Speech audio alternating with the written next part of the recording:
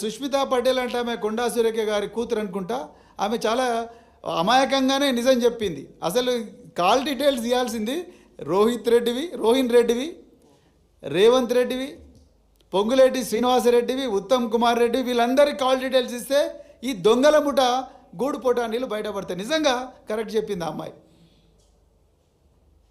ఆ సుమంత్ అనే వ్యక్తిని ఎందుకు అరెస్ట్ చేయలేకపోతున్నారు? ఈ రోహిన్ రెడ్డి ఈ సుమంత్ సంబంధం ఏంది? ఈ డక్కన్ సిమెంట్కు రోహిన్ రెడ్డికి ఈ సుమంత్కు ఏం సంబంధం? ఈ సుమంత్కు పిస్టల్ పెట్టి ఆయన తల మీద పిస్టల్ పెట్టి పంచాయతీలు చేస్తూనే ఉంటున్నారు. అసలు పంచాయతీలు ఏంది, పిస్టల్ ఏంది? ఒక సివిలియన్ చేతులకు వెపన్ ఎట్ వస్తుంది? ఇతనికి ఆర్మ్ లైసెన్స్ ఎవరిచ్చిండ్రు? ఎంతమంది కాంగ్రెస్ నాయకులకు ఆర్మ్ లైసెన్స్ ఉన్నాయి?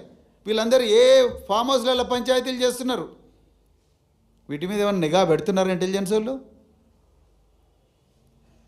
మొన్నటికి మొన్న పొంగులేటి శ్రీనివాసరెడ్డి, ఇదైతే ఘోరం. ఇక సిగ్గుతో తల వంచుకోవాల్సిన వ్యవహారం ఇది. పొంగులేటి శ్రీనివాసరెడ్డి గారు నా చావుకు కారణం, వాళ్ళ బంధువులు నా చావుకు కారణం అని చెప్పి తిరుమలాయ పాలానికి చెందిన పాలేరు నియోజకవర్గానికి చెందిన ఒక మాజీ ఆర్మీ జవాన్, ఆర్మీ రవి, ఇతని పేరు బానోత్ రవి అలియాస్ ఆర్మీ రవి. ఇప్పటి వరకు ఈ తమ్ముడు 58 రక్తదానాలు చేసిండు, 58 సార్లు రక్తదానాలు చేసిండు. ఈయన మంత్రి పొంగులేటి గారు పాలేరు నియోజకవర్గంలో రకరకాల హామీలు ఇచ్చారు. ఈ హామీలు ఏవి నెరవేరలేదు అని చెప్పి సోషల్ మీడియాలో పోస్టులు పెడితే ఈయనను చంపడం కోసం 2 పోలీస్ ఆఫీసర్లను పురమాయించిండు. ఖమ్మం ఏసీపీ తిరుపతి రెడ్డి, ఇంకొకరు ఎవరో పోలీస్ ఆఫీసర్ని పురమాయించిన ఆర్మీ రవి నాకు చెప్పిండు. సో ఇతని మీద అక్రమంగా కేసులు పెట్టి మళ్ళీ ఎందుకో ఈ తప్పు కేసు అని అందరికి తెలిసినందుకు మళ్ళీ దాన్ని విత్డ్రా చేసుకున్నారు.